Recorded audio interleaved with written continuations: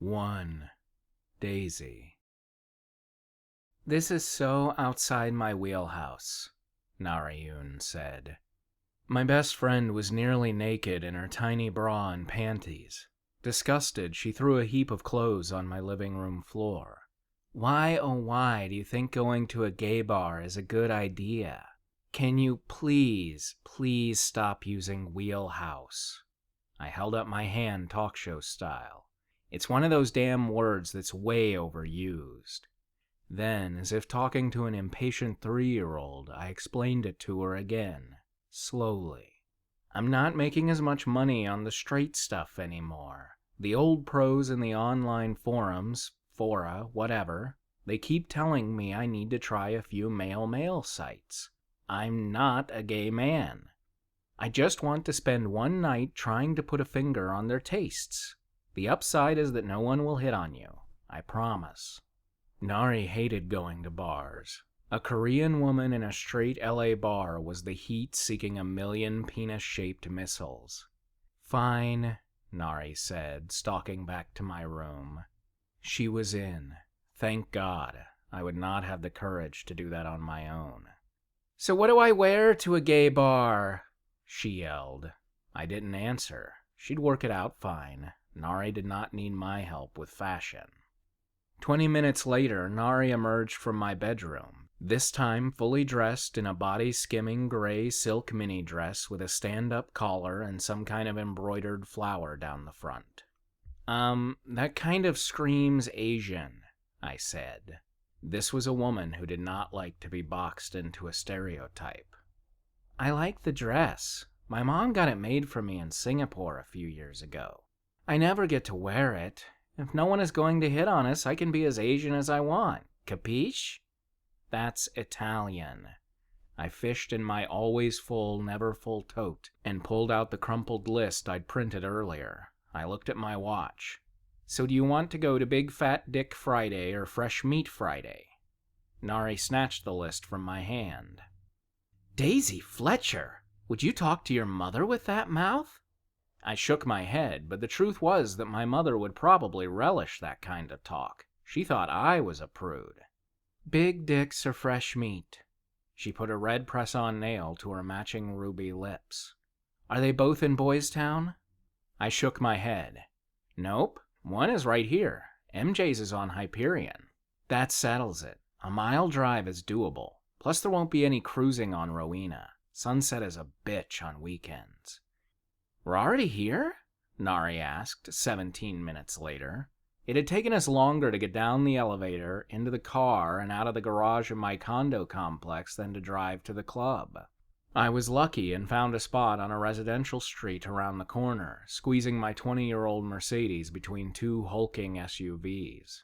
How had I never noticed the club before? I'd been on that street 1,000 times, buying shit wine at Trader Joe's, less shitty wine at Gelson's, or really expensive wine at Say Cheese next door. Despite all those alcohol runs, the nondescript gray stucco building had never registered on my radar. I'd even been to that Burrito King across the street without noticing it. I looked around the streets of Los Feliz. Nothing about the upscale Los Angeles neighborhood screamed debauchery. "Do you like this car? Seriously?" Nari liked her bling new and shiny. Any Mercedes older than a lease term was not on her approved list. "It has airbags." It was a tank. Even with soccer mom SUVs and Hummers barreling down the road, I felt safe in the car. "You will never pick up a guy in this thing." "I don't want to pick up a guy." I'd seen the worst of men in my chosen profession. I did not need one in my life. She looked up and down at my choice of clothes. "That's obvious." I didn't think I'd done too badly. I was wearing a Ralph Lauren black silkish jumper with spaghetti straps and a matching faux fur collar jacket. Modest pumps. My Connecticut-born and bred mother would have been proud. "It's appropriate," I said. "You dress like that Charlotte from Sex and the City, only with less, sex in this city." She laughed at her own joke. It was a high-pitched cackle of a laugh. I started to think dragging Nari along was not a good idea. She would not be incognito at MJ's. Her character was from Connecticut, I said in my own defense.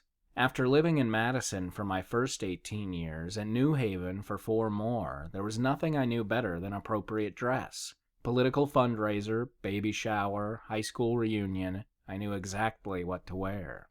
After Nari, Ann Taylor was my second best friend. You haven't been in Connecticut in 10 years. I'm thinking of going to our college reunion. And what are you going to tell them about your day job?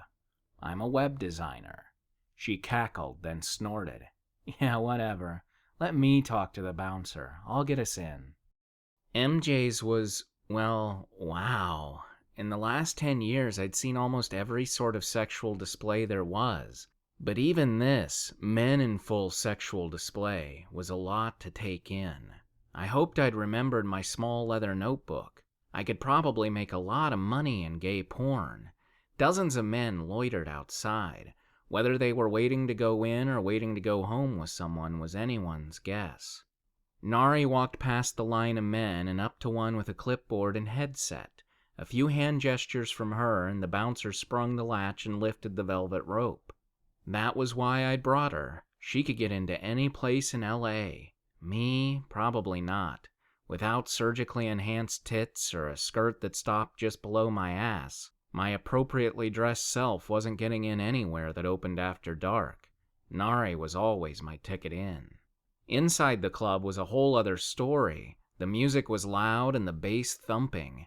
Men in the teeniest, tiniest underwear imaginable danced on boxes, strategically placed around the club. How any man could ever have a conversation in such a place was a mystery. Truth be told, there didn't seem to be much talking going on. Nari dragged me toward an open booth, and I followed her, knocking a few guys in the groin along the way with my poorly placed bag. My face tightened with embarrassment. Oops. I looked down at the tote hanging over my shoulder. Clearly, this was a clutch kind of place. I mouthed, sorry, and shoved the purse as far into the booth as possible. Nari volunteered to get us drinks. While she was gone, I watched. I itched to get that notebook out, but didn't want to look like a gawker at the zoo. I was as liberal as the next person in L.A., but didn't have any gay male friends. I hadn't even been to the infamous West Hollywood Halloween parade, even though I'd always secretly wanted to go. Except for various billboards along Santa Monica Boulevard promoting condom use, warning against meth use, or urging HIV testing, I didn't know a damn thing about the city's gay culture. "What the heck took you so long?" I shouted, sipping the Manhattan she'd brought me. "Cute Asian girl does not work here," she shouted back. Nari put her glass of red wine on the table and we checked out the show. Not a single soul bothered us for at least an hour as the club filled to capacity.